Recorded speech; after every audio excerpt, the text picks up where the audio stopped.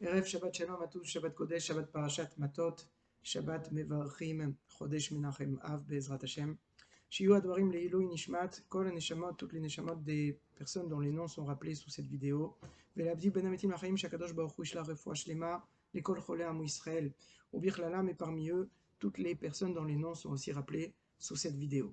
Alors, on est dans la période qu'on appelle Ben Ametzarim, cette période des 3 semaines qui nous sépare de Shiva Asar Betamuz, du 17 Tammuz, et qui va jusqu'à Tisha B'Av, où comme on a dit la semaine dernière, les Ilchot Avelut, les halachot qui ont attrait au deuil, vont crescendo depuis le 17 Tammuz jusqu'à Rosh Chodesh Av, qui va être la semaine prochaine, vendredi si je ne me trompe pas, et après de Rosh Chodesh Av jusqu'à Shavua Shechalbo Tisha B'Av, la semaine dans laquelle tombe Tisha B'Av, et puis effectivement la semaine de Tisha B'Av et le jour de Tisha B'Av, qui est effectivement le point culminant de cette période de deuil par rapport à la Galut Ashrina, au fait que la présence d'Akadosh Baruch Hu, qui est toujours présent avec nous, mais qui est moins perceptible et nous fait de la peine. Et on va voir comment, au-delà de la peine qu'on peut avoir, et comment cette peine, en fait, en s'exprimant, eh bien, elle permet d'amener la Géoula.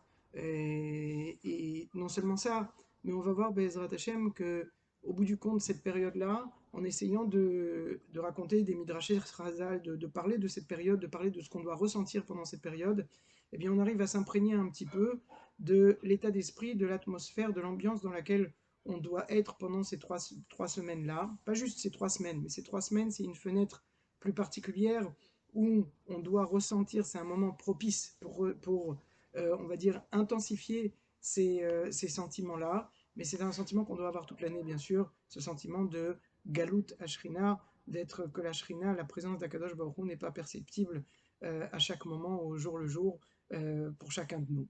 Et ça doit nous faire de la peine. Alors, on a cette période-là que Chazal ont fixée, et qui est une période justement où on doit plus prendre du temps justement pour réfléchir et pour être plus sensible à ce qui s'est passé, essayer d'apprendre du passé et de pouvoir le refléter le réfléchir le projeter sur le futur. Comme on sait, quand on va être capable de s'imprégner de ça, alors ce qu'on va ressentir dans la pnimiout, à notre intérieur, eh bien, ça va venir, ça va s'exprimer à l'extérieur, et dans l'autre sens aussi. Ce qu'on va faire à l'extérieur, c'est-à-dire toutes les ilchot avelut, toutes les lois qui sont maintenant, par exemple, pendant cette période, de ne pas écouter de musique, de pas faire de fête joyeuse, de diminuer la fête, et quand on va rentrer dans le Chodesh Av, Av Memaatim Besimcha, quand on rentre le mois de Av, quand on commence le mois de Av, eh bien on diminue la joie. Chazal nous font remarquer, ça ne veut pas dire qu'il n'y a pas de joie, on diminue la joie. Ça veut dire qu'à la base, on doit être tout le temps joyeux, parce que c'est une mitzvah d'être tout le temps à la simcha. La simcha, elle permet d'éviter de tomber dans la déprime et dans les mains du Yetzer Hara. Quelqu'un qui est toujours en simcha, malgré les épreuves que chacun de nous a, eh bien, quelqu'un qui est toujours en simcha, il est à l'abri justement de l'emprise du Yetzer Hara. Donc au mois de Av, on doit diminuer la simcha. Il y a toujours de la simcha, mais on doit memaatim besimcha. Maintenant, ce qu'on va essayer de comprendre, donc on a ces halachot, ces choses qui peuvent paraître des détails techniques, qui sont faits à l'extérieur, qui vont venir impacter sur notre pnimiout. Donc la chitzoniout va impacter sur notre pnimiout, mais nous aussi dans notre ressenti, la pnimiout va impacter sur notre chitzoniout, sur la façon dont on va se comporter à l'extérieur pendant cette période-là, en ayant en tête et dans l'état d'esprit et en étant imbibé un petit peu du ressenti de cette période, du ressenti de ce qui s'est passé à l'époque, du temps du Beth Amikdash, de ce qu'il y avait au temps du Beth Amikdash, ce qu'on a perdu et la galoute dans laquelle on est aujourd'hui. Alors, pour essayer de ressentir ça et pas juste de dire, vous savez, à la fin de la tfila de Shacharit, il y a ce qu'on appelle les Yud Gimel et Karim, les 13 principes de Emouna qui sont rappelés par le Rambam.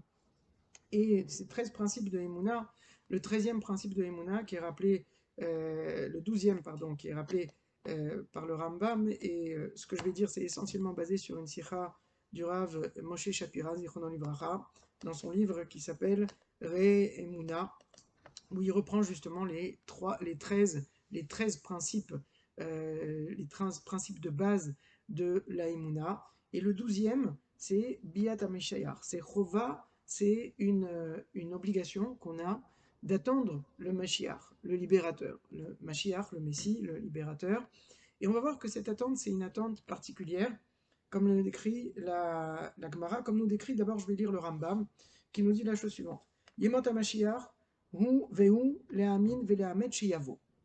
Le Rambam nous dit que la période messianique, la période dans laquelle on est, Rabotai, eh bien c'est d'abord le'amin ve'le'amet sheyavo. C'est avoir la foi, la emuna, qu'il va venir. Velo yarshov sheitacher. Et il ne faut pas croire qu'il tarde et qu'il aurait dû venir déjà. Comme il est dit dans Habakkuk, dans le prophète Habakkuk, imit mamea hakelo. Si jamais il tarde, alors attends-le. Velo yasim lozman. Et regardez ce que nous dit le Rambam. Le Rambam nous dit qu'il ne faut pas mettre de temps. Il ne faut pas définir un temps, un moment où le Mashiach il doit venir. Velo yaselo svarot bemikraot leotzizman biato. Et on ne doit pas essayer de réfléchir sur les psukim pour essayer de comprendre et de fixer, voilà, il doit venir à telle date, le Mashiach.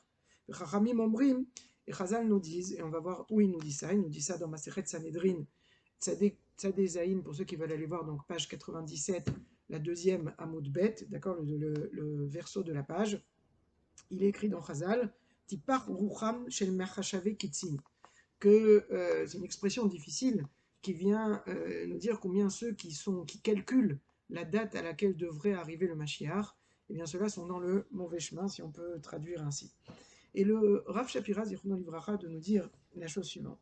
Il nous dit que Mevoar Bedivra Rambam, ce qu'on comprend de ça, et c'est ce qu'on va essayer de voir un peu plus dans le détail, Rabotai, Sha'emuna bebiyat HaMashiach, mechayevet milvad ha'emuna bebiyato, lechakot lo, velo lasim lo zman. Le Rambam nous dit la chose suivante. Le Rav Shapira sur le Pirouche Rambam nous dit la chose suivante. Il nous dit que la Emouna, ce qu'on appelle avoir la Emouna que le Mashiach va venir, c'est pas juste la Emouna qui va venir. C'est non seulement ça, mais c'est aussi l'attendre. On va voir qu'est-ce qu'on entend par cette notion d'attendre. Alors tout d'abord, je voudrais vous lire un petit bout de la Gemara de Masechet Sanhedrin qui justement nous parle des temps messianiques et de nous, donc la période dans laquelle on est béférouche dans les temps messianiques. Et nous, comment on doit, nous, réagir et se comporter dans cette période-là. Et la Gemara de nous dire, Tania Rabbi Nathan Omer, Rabbi Nathan, il nous dit comme ça, Mikraze nokev veyored at-tehom. Ce pasouk-là, qui est un pasouk dans Habakkuk, eh bien c'est un pasouk qui est très très profond dans sa signification. Kiot Chazon, je lis le pasouk, Kiot Chazon la Moed, Veipach leketz velo yechazev, imitmamea hakelo. On parle donc de la venue du Mashiach, et on nous dit que si jamais, on connaît cette chanson tous, imitmamea hakelo, si jamais il tarde à venir, ou il prend du temps à venir, hakelo, attends-le. Kivo, kiba, yavo, lo yacher. Parce que quand il va venir, il va venir, on va essayer d'expliquer, lo yacher, il ne va pas être en retard. Quand ça va être le temps, ça va être le temps et il ne va pas prendre une seconde de plus. Et la Gemara de continuer, lo kerabotenu shehayu dorshim simanim leketz me'apsukim. Pas comme nos maîtres qui expliquaient, qui essayaient de comprendre d'après les psukim, de tirer une date au moment où le Mashiach il allait venir. Et pourquoi il nous dit, et donc je saute un petit peu dans la Gemara et il est écrit un petit peu plus bas, Maï vaïpach leketz velo yechazev. La Gemara essaie d'expliquer le pasouk dans Habakkuk que vaïpach leketz velo yechazev, que quand doit venir que vaïpach leketz, c'est-à-dire on essaie d'expliquer cette expression parce que c'est une expression un peu difficile à comprendre, que quand la fin des temps va arriver, il ne va pas nous décevoir. Amar Rabbi Shmuel bar Nachmani, Amar Rabbi Yonatan, pardon. Rabbi Shmuel bar Nachmani, il a dit au nom de Rabbi Yonatan, Tipachatzman shel mechashave kitzin.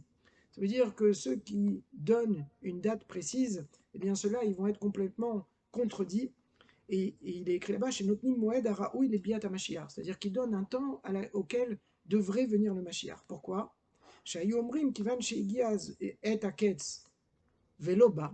Parce que maintenant qu'on a fixé une date, et si la date arrive et que ces gens-là se sont trompés, et que le Mashiach n'est pas venu, alors les gens vont peut-être être désespérés, vont dire, bon, on a tous cru qu'il allait venir. Vraiment, les gens qui ont dit ça, ce sont des grands de notre génération. Et ils ont dit ça, il n'est pas venu, alors ça va créer un Yehush, ça va créer une déception, et les gens vont être tellement déçus qu'ils vont ne plus croire, Chas Shalom, que le Mashiach va venir. Et là, Hakelo. Et c'est pour ça que le prophète Rabakou qui te dit, attends-le. Chez Nehemar, imit mamea Hakelo. Comme il est dit, s'il tarde à venir, attends-le. Pourquoi? Chez Metomar, et regardez ce que nous dit la Gemara après. Donc nous, on doit être dans une position, notre rôle, d'après cette Gemara, c'est qu'on doit être dans une position, ne fixe pas de temps précis, défini, date à laquelle le Mashiach doit venir, mais soit toujours dans un esprit d'attente du Mashiach. On va essayer de comprendre qu'est-ce que ça veut dire Hakelo, de l'attente. Et la Gemara de continuer, c'est ça qui va nous permettre de comprendre. Chez Metomar, Anachnu mechakim veu eno mechake. Peut-être tu vas me dire que, ok, bon alors nous on va être dans un état d'attente. On va attendre que le Mashiach il va venir. Mais peut-être qu'Akadosh Baruch Hu, il n'est pas prêt à faire venir le Mashiach. Talmud Lomar, Lachen yichake Hashem lechanananchem, velachen yarum lerachamechem. Et c'est pour ça qu'il est écrit dans Ishaya, donc la Gemara nous ramène le pasuk, que Lachen yichake Hashem lechanananchem. Rashi nous dit sur ce pasuk, Uatzmu, Akadosh Baruch Hu, mechake ou mitave sheyavo Mashiach. Akadosh Baruch Hu lui-même, il attend et il a très envie que vienne le Mashiach. Alors la Gemara de dire, attends, je ne comprends pas. Si, veri, me'achar she'anachnu mechakim, ve'u mechake, mi me'akev. Mais si, on vient de nous dire d'un pasuk de Ishaya, que Akadosh Baruch Hu, il attend, il a très envie de faire venir le Mashiach. Et donc, si nous, on attend, et si Akadosh Baruch Hu, il attend, alors pourquoi il ne vient pas? Qu'est-ce qui empêche que le Mashiach vienne? Avant qu'on continue la réponse de la Gemara, Rabotai, le Rav Shapira nous fait remarquer que Me'etzem Hashela, de cette question-là, la question de la Gemara, elle est, si nous on attend, et que Akadosh Baruch Hu, il attend aussi pour faire venir le Mashiach, qu'il a envie de faire venir le Mashiach, alors pourquoi il ne vient pas? On comprend de cette question, comme nous dit le Rav Shapira, je lis, מדברי הגמרא, וכי מאחר שאנחנו מחכים והוא מחכה מי מעכב, ניתן להבין שרק מכיוון שאנחנו מחכים מתעוררת השאלה מי מעכב. Regardez Rabotai, cette question-là de pourquoi le Mashiach ne vient pas, qu'est-ce qui empêche le Mashiach de venir, elle ne peut naître que si deux conditions sont réunies. Vechi im anachnu mechakim, si nous on attend que le Mashiach il vient, et Akadosh Baruch Hu lui aussi il attend, et Rashi nous dit que lui il attend et il a envie de faire venir le Mashiach. Alors cette question-là de pourquoi le Mashiach ne vient pas, elle dépend de deux paramètres. Si nous on attend, et si Akadosh Baruch Hu il attend. Akadosh Baruch Hu il attend, on a vu que Rashi nous dit Akadosh Baruch Hu il a envie, et il nous le prouve de psukim. Donc cette question-là de dire qu'est-ce qui fait que le Mashiach ne vient pas, elle n'a lieu d'être posée que si nous on est dans une position d'être en attente. Cette question-là, si nous on n'est pas en attente que le Mashiach il doit venir, alors cette question-là ne peut pas se poser et on ne va pas poser la question de pourquoi il ne vient pas, puisque c'est évident que si nous on n'attend pas, alors il ne va pas venir à Bodaï. Et donc maintenant on va essayer de comprendre ça veut dire quoi d'attendre le Mashiach. Et là la réponse elle est très fine à Bodaï. La réponse, elle est la suivante. C'est pas l'attente du Mashiach, et pourquoi le Rambam, et pourquoi la Gemara, le Rambam, il ramène la Gemara dans Masechet Sanhedrin, pourquoi on ne doit pas fixer de date précise à laquelle le Mashiach doit venir? Parce que disons qu'aujourd'hui, on est le 22 juillet 2022, d'accord? Eh bien, disons on va dire que le Mashiach, il doit venir le 18 août 2022. Alors, où on va prendre une date plus lointaine, d'accord? Le 1er janvier 2023. D'accord? Alors tout le monde va se dire, ok, bon, on est en juillet 2022, je vais attendre, quand on va arriver près de janvier 2023, ben, je vais commencer à m'affairer, à me préparer à la venue du Mashiach. C'est pas ça d'attendre le Mashiach, Rabotai. D'attendre le Mashiach, c'est d'être dans une attente proactive. Qu'est-ce que tu fais toi, dans ta journée, dans tes actes de tous les jours, qui montrent que tu attends le Mashiach, c'est-à-dire que tu contribues au fait que le Mashiach, il va venir.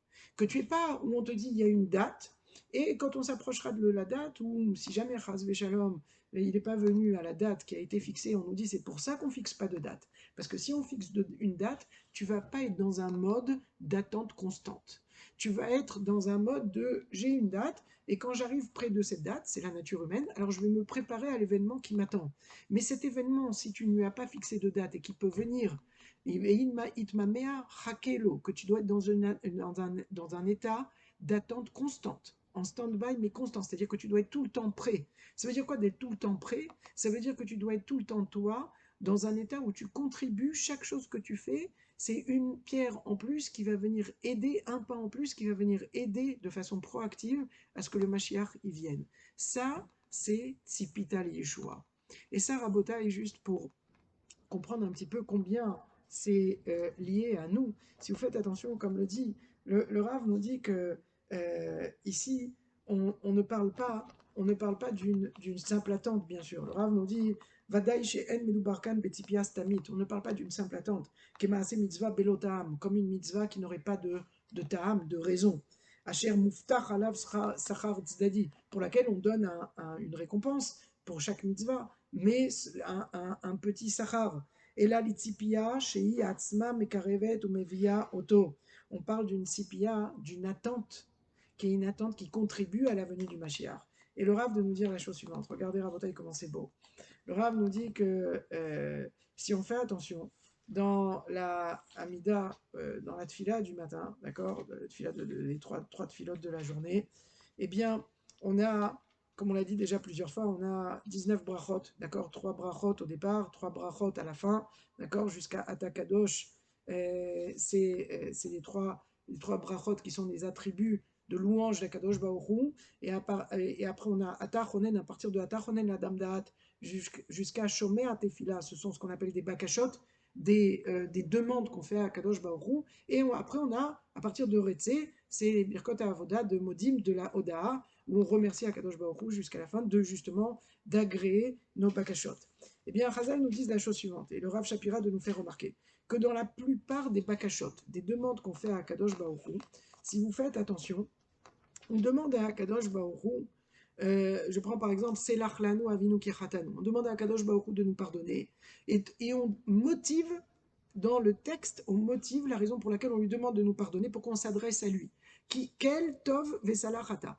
Parce que toi, tu es un Dieu plein de rachamim, de miséricorde, et tu vas nous pardonner. D'accord? Ensuite, Reina Be'anienu, et on lui demande de regarder, de voir notre l'état de pauvreté dans lequel on est au niveau spirituel et au niveau matériel. Veriva, rivez-nous et combat nos ennemis. Umaer les gaolenu geula shenema, et vient nous délivrer rapidement. Pourquoi on s'adresse à lui?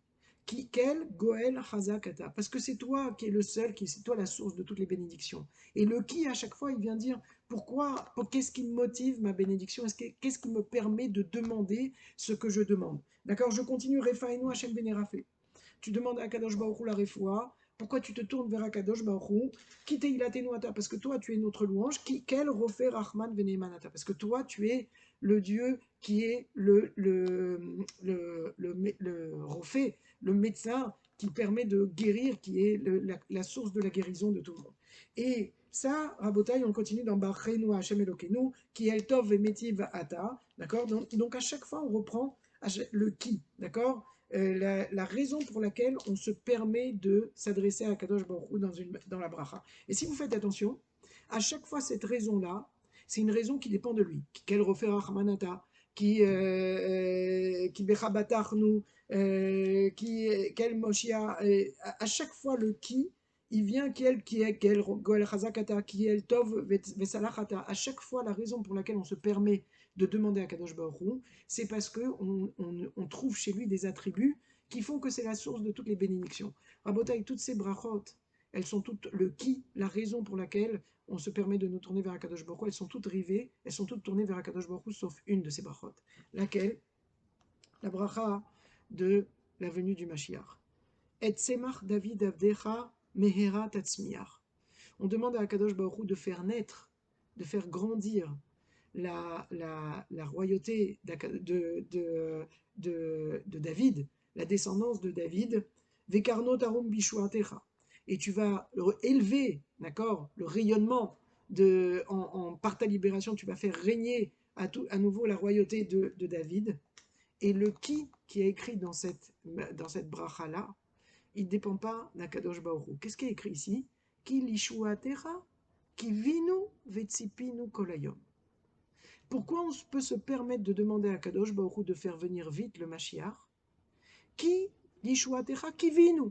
Parce que nous, on espère dans cette Yeshua, Vetsipinu, et on attend avec impatience. Ça veut dire quoi, Rabotai? Le Rav Shapira nous dit, c'est exactement comme il est écrit, quand il est écrit on le dit tous les jours, mais je ne sais pas combien on arrive à faire vibrer le cœur quand on le sort de la bouche, quand on dit Yehi chasdecha Hashem alenu, kasher ichal lach. On demande à Akadosh Baruch Hu de nous envoyer du chesed, de la miséricorde, kasher ichal lach, à la mesure qu'on a demandé.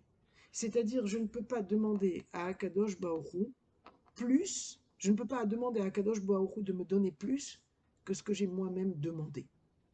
C'est-à-dire qu'au bout du compte, celui qui décide, qui définit, et comme ça Kadosh Baruch Hu, il a voulu les choses, il a voulu que nous, on soit son choutaf dans ce qui se passe dans ce monde, d'accord, qui est Itaruta del Tata, qu'on fasse nous quelque chose d'en bas, quand on se réveille en bas, alors Kadosh Baruch Hu, il ouvre les mondes d'en haut et les Aruvot, Hashamaim, les sources de bénédiction pour que la bénédiction tombe.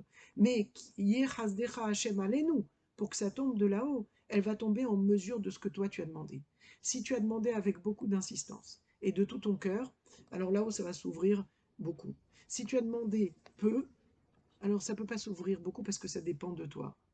Et Tzemach David Avdecha, les Chazal, ils nous ont institué cette bracha-là. D'accord, c'est Anshe Knesset Agdola, il y avait des Nevi'im encore, des prophètes qui nous ont institué le texte qu'on lit. Et Tzemach David Avdecha, Mehera Tatzmiach. On demande à Akadosh Baruch Hu de le faire venir vite, mais est-ce que j'ai vraiment envie qu'il vienne vite?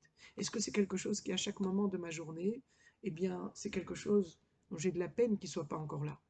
Et si ça me gêne que la présence d'Akadosh Baruch Hu soit cachée, que la Shrina elle soit bégaloute, alors je vais demander avec beaucoup d'impatience. Et à ce moment-là, je veux contribuer à sa venue. C'est ça Tzipita Yeshua. C'est ça ce qu'on appelle est-ce que tu as attendu avec impatience que Akadosh Baruch Hu, il fasse venir le Mashiach. Parce qu'Akadosh Baruch Hu, comme nous dit Rachid dans Masechet Sanhedrin, il a envie, il attend qu'il vienne. Alors qu'est-ce qui empêche? Ce qui empêche, c'est est-ce que nous, on a envie qu'ils viennent? Est-ce que nous, on ne se conforte pas dans la vie dans laquelle on est aujourd'hui? Est-ce que nous, on se dit pas, bah finalement, voilà, j'ai mon petit train-train, j'étudie le matin, après je continue ma journée, puis tout va bien, on est bien comme ça. Rabotaï, on peut être bien comme ça, il n'y a aucun mal à être bien comme ça, mais il ne faut pas oublier que c'est quelque chose qui a un pas qui doit faire contribuer à être encore mieux que ça. Et être encore mieux que ça, si on exprime ce manque, et si ce manque, eh bien, on est là en se disant, j'ai un rôle actif, moi, j'ai une contribution, un rôle actif, justement, dans le fait que Akadosh Baruch Hu, il doit faire venir le Mashiach et ça dépend de moi. Vous savez ce qui est écrit dans le Yerushalmi, qu'on lit dans le Tikkun Chatzot, dans le Tikkun Rachel, où il est écrit que Kol Dor Shelo Nivna Bet Hamikdash Beyamav, Keilu Nechav Beyamav. Toute génération dans laquelle le Bet Hamikdash n'a pas été reconstruit, dans son temps, dans cette génération, c'est comme s'il a été détruit dans son temps. Ça veut dire quoi? Ça veut dire qu'on a un rôle actif. On ne doit pas être là et attendre. C'est tout l'inverse, c'est l'antithèse justement de dire, bon, il y a une date, alors j'attends que ça vienne. C'est pour ça que le Rambam dit, surtout ne fixe pas de date. C'est pour ça que la Gemara nous dit, ah oui, va voy, celui qui fixe une date. Parce que celui qui fixe une date, il est dans une attente passive. Il ne fait rien, lui, de façon active. Ça veut dire quoi, faire quelque chose de façon active? C'est des beaux mots, mais essayons de le descendre maintenant à un niveau pragmatique. Au niveau pragmatique, ça veut dire la chose suivante. Ça veut dire qu'à chaque fois que je vais faire une bonne action, qu'à chaque fois que dans ma vie de tous les jours, je dois être un modèle par rapport aux gens qui m'entourent, par rapport à mes enfants, par rapport à mes collègues au travail, par rapport à mes amis, par rapport à moi-même, quand je suis dans ma relation entre moi et Akadosh Baruch Hu, je dois faire en sorte que tout ce que je fais, je le fais avec la kavana, non pas moi d'être plus intelligent quand j'étudie, d'être plus cultivé, mais non, de ramener de l'égalot ol malchutecha et od malchutecha aussi, de dévoiler la divinité divine, la royauté divine, pardon, dans ce monde-ci. C'est ça mon rôle. J'ai un rôle là-dedans. Dans chacune des brachot que je vais faire, dans chacune des bonnes actions, ça vienne contribuer justement, que ce soit l'ishma, que ce soit au but, pas pour moi, je ne prends pas ça pour moi, mais moi j'ai un rôle, je suis un chaliar d'Akadosh Baruch Hu, et je suis là justement pour contribuer de façon active à ce que le Mashiach il doit venir. Alors Rabotai, quand on a ça en tête, alors bien sûr c'est c'est étape par étape. C'est difficile d'avoir ça en tête toute la journée. Alors doucement, doucement, on s'habitue à y penser un petit peu de plus en plus. Rabotai Chazal nous disent que ces 3 semaines-là, où on peut faire le tikkun chatzot, tikkun rachel uniquement, même pendant l'année de la Shemitah, d'après la plupart des poskim, eh bien, on peut faire le tikkun chatzot l'après-midi, d'accord? On peut faire ça l'après-midi jusqu'à avant la shkia. C'est une période où justement tous les gens qui n'ont pas l'habitude de faire tikkun chatzot pendant toute l'année, parce que c'est difficile, c'est en plein milieu de la nuit, etc., ils se demandent de se lever. Et c'est une mitzvah, vous savez que c'est une des premières mitzvahs du Shulchan Aruch. Si je ne me trompe pas, c'est dans Seif, dans le premier siman du Shulchan Aruch, Orach Chaim, c'est Seif Bet ou Gimel, on nous parle déjà Maran nous parle déjà de se lever en plein sommeil pour aller justement pleurer que Akadosh Baruch Hu, que la présence d'Akadosh Baruch Hu ne soit pas dévoilée. Ça montre combien ça te touche, combien ça te tient à cœur. C'est ça, Rabotai, qui est important, de se rappeler un petit peu. Alors pendant cette période-là, nous, des 3 semaines, si on n'a pas l'habitude de faire toute l'année, alors au moins qu'on ouvre une fenêtre, qu'on prenne un petit peu de temps chaque jour pour justement s'arrêter dans le présent qui est un tourbillon. Si on vit que dans le présent et pas dans construire son futur en apprenant du passé, du Chorban Bet Amikdash, pendant cette période-là, pendant laquelle on peut être plus sensible à ce qui s'est passé, eh bien, si je vis dans le présent, je suis souvent uniquement attaché à qu'est-ce qu'il y a de bien pour moi tout de suite. Si je comprends que j'ai un rôle dans le futur, pour faire venir justement, pour contribuer activement au fait que le Mashiach doit venir, alors à ce moment-là, je me projette dans le futur et ce que je fais, c'est à une autre dimension. C'est une autre dimension et c'est ça, Rabotaï, ce qu'on attend de nous. Alors, Bezrat Hashem, je nous souhaite à tous qu'on contribue, chacun il amène sa petite pierre et chacun il a sa pierre très particulière et personnelle à amener justement à la venue du Mashiach et chez Yavo Bimera B'Yamenu. Amen.